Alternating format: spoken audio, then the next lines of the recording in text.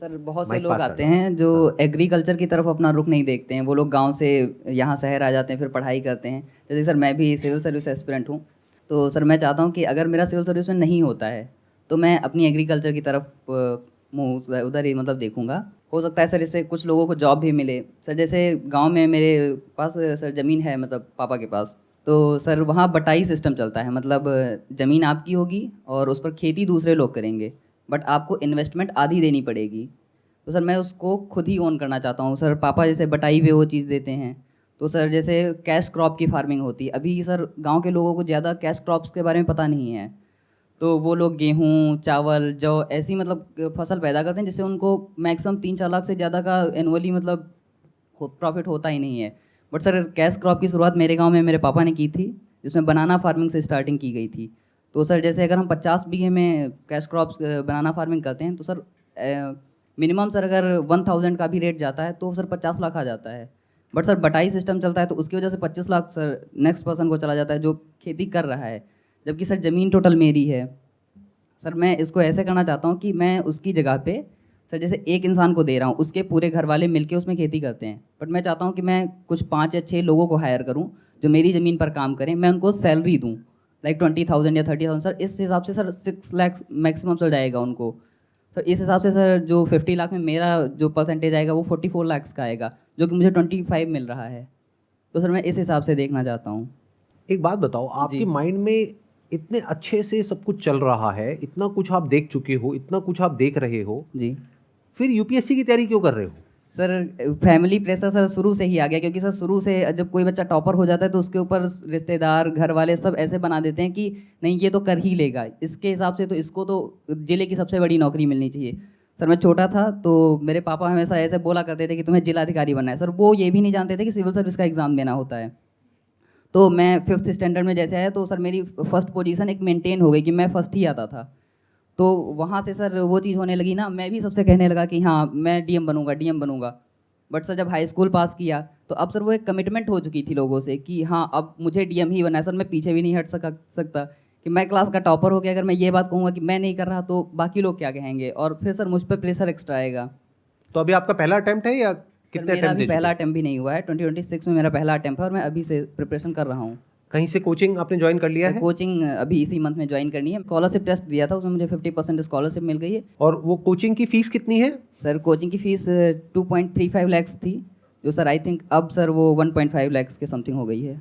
2.35 लाख थी जो अब 1.5 लाख हो गई है। ये सर क्योंकि सर उसमें ट्यूशन फी पर ही स्कॉलरशिप वैलिडेट हो रही है। ये जो स्कॉलरशिप का पूरा गेम है, ये सर। अगर सोचो मेरा कोचिंग इंस्टीट्यूट है तो कितना बढ़िया गेम है ये सर। कि पहले आपको बोला जाए कि भैया अगर आप ये टेस्ट दोगे तो आपको 100% स्कॉलरशिप मिल जाएगी। Yes, sir. उस चक्कर में लोग आ जाएंगे, डेटा मिल जाएगा, फिर बोलेंगे चलो आपको 100% तो नहीं मिली, 50% मिल गई, जी और फिर 50% भी सर ट्यूशन फीस पे एक्चुअली मिली। सर ऐसा है, क्योंकि मुझे लगता है 100% स्कॉलरशिप अगर देने लगे, सर मैंने जो अटेम्प्ट किया था मुझे लगता है कि 100 में से 70 क्वेश्चन मेरे सही ही थे।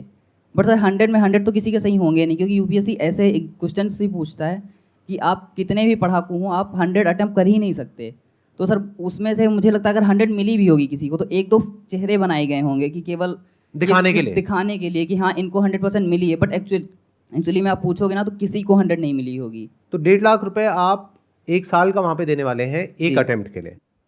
अगर एक अटेम्प्ट में नहीं हुआ तो क्या प्लान है? क्योंकि अब तो आप सबको बोल चुके हैं, और एक बार नहीं 1000 बार बोल चुके हैं, Yes, sir. आप और आपके घर वाले, कि मेरा बेटा तो डीएम बनने वाला है। जी तो अब अगर एक अटेम्प्ट में नहीं हुआ तो फिर क्या प्लान है? दूसरा? Yes sir. दूसरे में नहीं हुआ तो तीसरा। मेरे को आपके ये करने से कोई प्रॉब्लम नहीं है। ये जो आपका सपना है जिसको आप पूरा करना चाह रहे हो, या आप अकेले नहीं हो, आपके जैसे लाखों लोग और भी हैं। माय प्रॉब्लम इज कि अगर ये आपका नहीं होता है, जिसकी 99.99% पॉसिबिलिटी है, लेकिन अगर आप बहुत ब्रिलियंट भी हो तो 99% पॉसिबिलिटी है कि नहीं होगा, यस सर। 2 4 5 अटेम्प्ट के बाद भी। माय प्रॉब्लम इज कि उसके बाद आप एक कैसे इंसान होगे? 4-5 साल बाद क्या आपके अंदर ये एनर्जी, ये पॉजिटिविटी, ये इंटेलिजेंस, ये जो मेरे को नजर आ रहा है अभी, ये बचेगा या ये सब खत्म हो जाएगा? और अगर ये खत्म हुआ तो आपको खुद नहीं पता कि आपने क्या खोया और आपकी वजह से और दुनिया ने क्या खो दिया। You have got such A sharp mind, such a brilliant mind, तो उसको ऐसी जगह लगाओ ना जहां से कि कुछ एक्स्ट्रा ऑर्डिनरी क्रिएट किया जा सकता है, यानी कि एंटरप्रेन्योरशिप में। Why can't you just leave this seat for someone who need it more than you? Sir सपना सर वही बात है ना कि सर पापा को फिर सर लोग बोलने लगेंगे कि सर जैसे मेरे बड़े भाई मेरे साथ ही तैयारी करते थे, वो भी मेरे जैसे ही थे, मतलब उनका हो गया? नहीं सर, ये चीज़ है ना कि जैसे कोई घर में नहीं कर रहा है, इतने सालों तो सर पापा ने पढ़ाया, कोई चीज़ मतलब कोई ऐसा एसेट नहीं क्रिएट किया कि जिससे हम लोगों की पढ़ाई इफेक्ट हो जाए। तो सर सिर्फ मैं ही बचता हूँ अपने घर में जो शायद पढ़ाई लिखाई में थोड़ा आगे चल रहा हूँ। सर वो चीज़ सर पापा पर भी प्रेशर सोसाइटी का आ जाएगा कि आपके तो छोटे लड़के ने भी छोड़ दिया ये सब चीज़ें। नहीं, मैं कहीं से भी ये नहीं कह रहा कि आप मत करो, आप करो या नहीं करो ये आपकी कॉल है। हम एक हेल्दी डिस्कशन कर रहे हैं, जैसा यूजुअली हमारे घरों में, स्कूल्स में, कॉलेजेस में नहीं होता। एक डिबेट है, ये डिबेट होना चाहिए सोसाइटी में, जो कहीं नहीं हो रहा है। हर कोई आपको आ करके बेचने में लगा हुआ है इस सपने को। ये जो आप बार बार वर्ड यूज कर रहे हो ना, ड्रीम है, सपना है, ये सपना आपका अकेले का नहीं है। इस तरीके से सोसाइटी को कंडीशन किया गया है।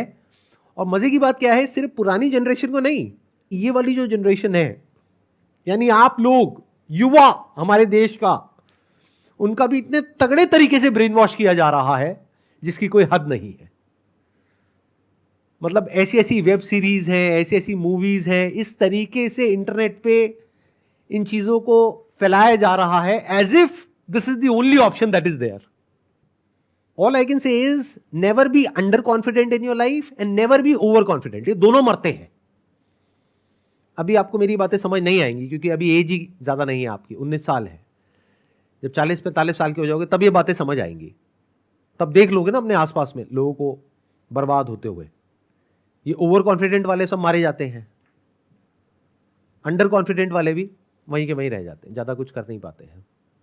जिनका कॉन्फिडेंस होता है based upon practicality, reality, based upon understanding what their strengths and weaknesses are and then acting accordingly, वो लोग लाइफ में बहुत आगे निकल जाते हैं।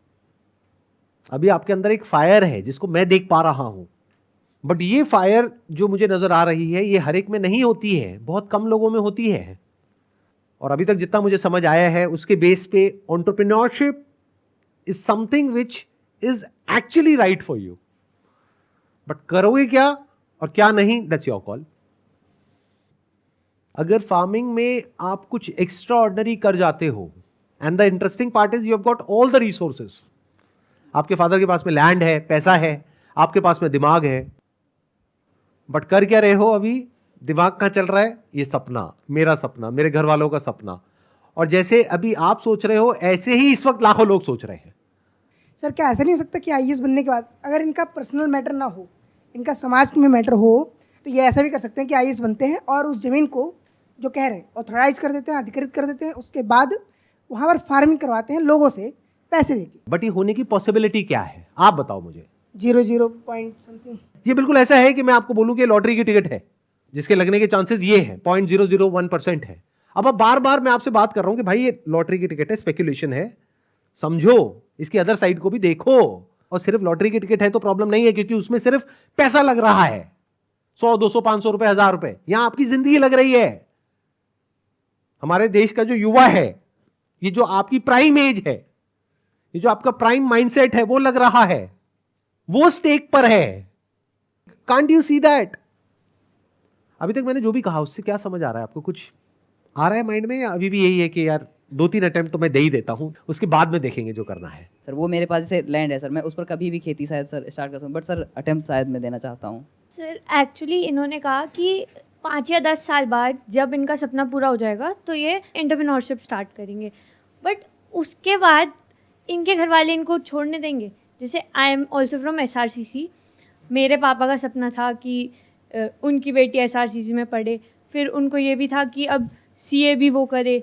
अब ही इज़ लाइक कि प्लेसमेंट मेरी वाली की तो सबसे ज़्यादा लगेगी। तो ये तो एक बहुत ही कॉर्पोरेट का कल्चर है, जैसे UPSC का सेम, वो नहीं छोड़ पाएगा। उसके बाद उसकी शादी होगी और आगे चीज़ें हैं। शादी भी इसी बेस पे होगी क्योंकि गवर्नमेंट जॉब है, क्योंकि DM है भाई साहब। यस। और सर जैसा इन्होंने भी कहा कि IAS बनने के बाद वो IAS के थ्रू अपनी ये फार्मिंग स्टार्ट करे और सबको इन्फ्लुएंस करे, बट वो एक नेगेटिव मार्केटिंग चली जाएगी कि मतलब ये आईएएस बन गया और अपने फायदे के लिए, क्योंकि उसने भी कहा कि मैं सोसाइटी के लिए नहीं अपने लिए करना चाहता हूँ, अपना मार्जिन बढ़ाना चाहता हूँ। That's what I was saying. अगर ध्यान से आप समझोगे ना, मैंने क्या कहा कि इनके अंदर एक एंटरप्रेन्योर है, क्योंकि he is thinking about profit. इनको हर जगह प्रॉफिट नजर आ रहा है। तो आईएएस बनने के बाद में अगर ऐसा कुछ करने की ये बात कर रहे हैं, जो ये सामने वाले बोल रहे थे ना सोशल वर्क, इनकी फितरत ही नहीं है सोशल वर्क वाली। इनके अंदर एक एंटरप्रेन्योर छुपा पड़ा है। एग्जैक्टली अगर वो 25 लाख एंटरप्रेन्योर का दिमाग चलता है प्रॉफिट में। हाँ, अगर वो 25 लाख से अपना मार्जिन 35 या 40 ले जाना चाह रहा है, और तो वो एज सोशल वर्क नहीं करना चाह रहा, वो अपने लिए काम करना चाह रहा है। एग्जैक्टली।